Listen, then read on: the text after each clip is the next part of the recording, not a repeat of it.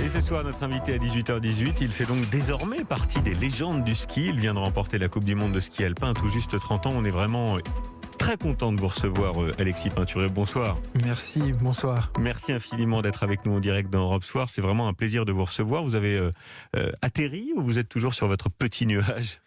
Non, j'ai pu atterrir. Après, c'est sûr que c'était un week-end qui était vraiment très riche en émotions et même encore aujourd'hui, les gens que je rencontre, même à Paris, Oui. me refont vivre ces émotions et ça fait plaisir forcément. Vous êtes arrivé avec vos récompenses, les médailles et puis les globes. Le gros globe et puis le plus petit. Ouais. Ils sont très impressionnants d'ailleurs, ils sont très lourds. Vous vous baladez tous les jours avec depuis que vous les avez remportés. Vu qu'on fait pas mal de médias depuis qu'on a fini la saison, on les a emmenés à pas mal d'endroits. C'est des beaux objets, des belles pièces. C'est ce qui récompense beaucoup de travail et c'est pour ça qu'on les apprécie autant. Bon, bravo, 1000 fois bravo pour ce que vous avez réalisé. Alors avec ce gros globe que vous avez remporté, vous êtes maintenant champion du monde avec un très beau palmarès. Vous avez fini 5 fois sur le podium, 2 fois deuxième les autres années. Qu'est-ce qui a fait cette fois la différence ? Pourquoi cette année ça a fonctionné ? Je pense que c'est beaucoup de travail. Après, dans les dernières années, on a fait aussi un nouveau choix d'individualiser un peu plus ma préparation, de trouver des solutions pour être plus flexible et répondre aux problématiques auxquelles j'étais confronté. Et donc, on a mis en place avec la fédération un groupe et une entité autour de moi qui était faite essentiellement justement pour m'accompagner dans la performance. Et donc, je suis aujourd'hui, depuis 2 ans, 3 ans, maintenant 3 saisons, un peu plus indépendant et je ne dépends plus à 100% de la fédération, je veux dire d'un groupe fédéral. Vous diriez, Alexis Peinturé, que c'est l'expérience qui a fait la différence ? C'est l'expérience, bien sûr. C'est aussi les échecs qui m'ont permis. Parce que vous avez fait 7 podiums, je crois, en Coupe du Monde là, cette année. Enfin, c'est extraordinaire. Ouais, même plus que ça. Plus que ça. Ouais. J'en ai fait plus que ça. J'ai eu beaucoup de podiums, beaucoup de victoires. Et en fait, l'essentiel, surtout pour aller chercher celui-là, le gros globe, c'est aussi surtout d'être présent dans les jours où c'est plus difficile. Donc, pour limiter la casse, finir 5e, 6e, c'est là que finalement ça se construit et qu'on fait la différence à la fin de la saison. Vous savez ce qu'a dit Luc Alphand, qui a gagné le gros globe avant vous. Il a dit quand on gagne cette récompense, ça veut dire qu'on est le meilleur. Est-ce que vous avez conscience aujourd'hui que vous êtes le meilleur au monde ? Parce que je sais que vous êtes un gagnant et que vous n'aimez pas perdre. Oui, c'est bien sûr qu'on en a conscience. Après, moi, j'ai pas trop tendance à utiliser ce terme parce que c'est pas quelque chose que je recherche. Mais mon objectif, c'est vraiment de gagner la compétition. Et puis, forcément, quand on en gagne plusieurs, ça nous emmène à avoir ces récompenses et ces distinctions. Mais vous avez conscience quand même, avec ces récompenses, de marquer l'histoire du ski alpin, l'histoire internationale, puis évidemment l'histoire française. On me le rappelle suffisamment de fois pour commencer à m'en rendre compte, bien entendu. J'ai encore de belles années devant moi. Parce qu'il n'y a que Jean-Claude Killy qui a remporté ce gros globe en 67 et en 68. Il y a Jean-Claude Killy, il y a Luc Alphand en 97. Vous aviez 6 ans. Je ne sais pas si vous avez vu la course à l'époque. Ouais, j'étais très jeune, mais c'est 2 belles légendes de notre sport, bien sûr. Ouais. Alors, Alexis Peinturé, le ski de descente, c'est de la technique et puis c'est beaucoup de mental. À quoi vous pensez, là-haut, dans les quelques secondes avant de vous élancer, quand on entend les 3 sonneries, là, vous pensez à quoi dans la tête ?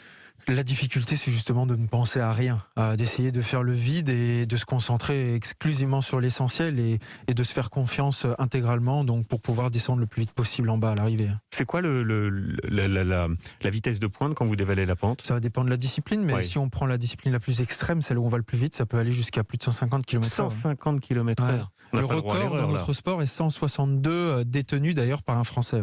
On n'a pas le droit à l'erreur. Non, là, une micro-faute de quart et puis on part au tapis. Et exactement, là il y a même un écart de bras peut nous visser et ça peut être le drame. Vous n'avez jamais peur de la chute quand vous descendez ? Vous y pensez à la chute ou pas ? On y pense automatiquement quand on est skieur, mais on arrive à y faire abstraction, c'est vraiment le plus important parce que sinon on fait plus grand chose dans notre sport. Alors, il y a une équipe derrière, vous l'avez dit, puis il y a quelqu'un qui est important, c'est votre épouse. Bien sûr. Qui fait partie de votre team. C'est ça. Elle est un peu votre confidente, votre entraîneuse. Entraîneuse, non, mais c'est aussi à elle que vous pensez quand vous remportez une médaille, quand vous remportez ces globes ? Oui, et puis c'est à Qu'elle tout est mon là en staff. régie, hein. C'est Elle ça, vous accompagne ce soir. c'est ça. Et puis bien sûr à tout mon staff, même ma femme, je l'ai déjà dit plusieurs fois, c'est aussi une forme de pilier dans cette équipe.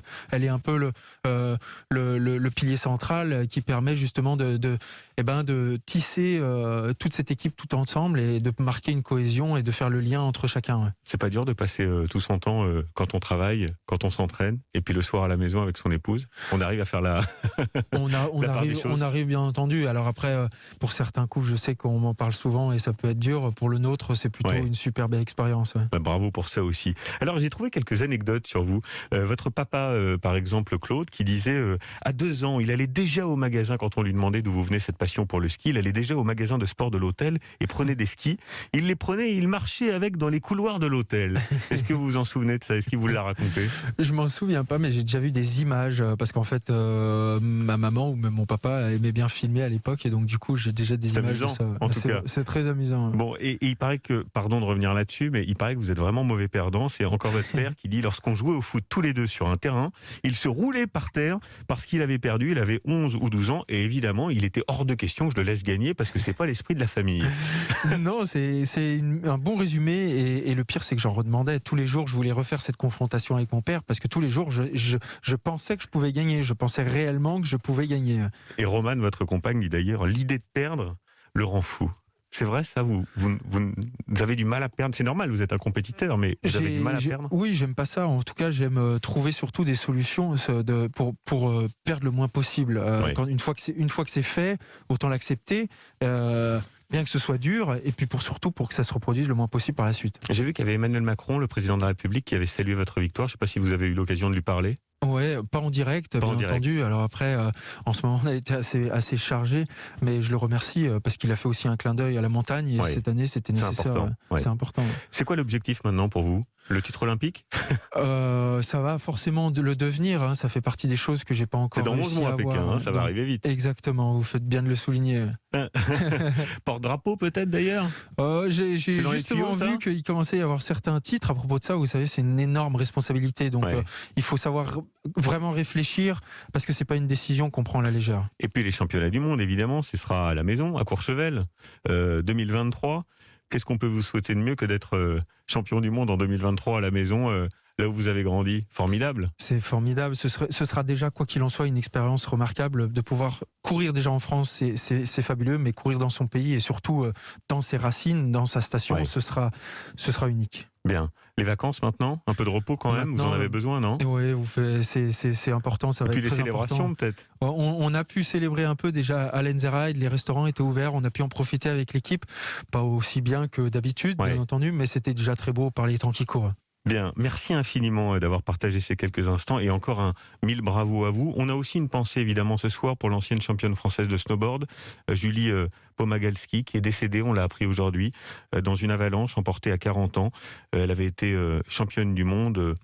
Ce soir, le comité national olympique et sportif lui rend un hommage. J'imagine que vous avez aussi une pensée pour elle. C'est une grande championne. Bien sûr, et surtout aussi pour toute sa famille. Elle faisait partie justement de l'office de tourisme de Méribel. Donc on parlait des championnats du monde Méribel-Courchevel.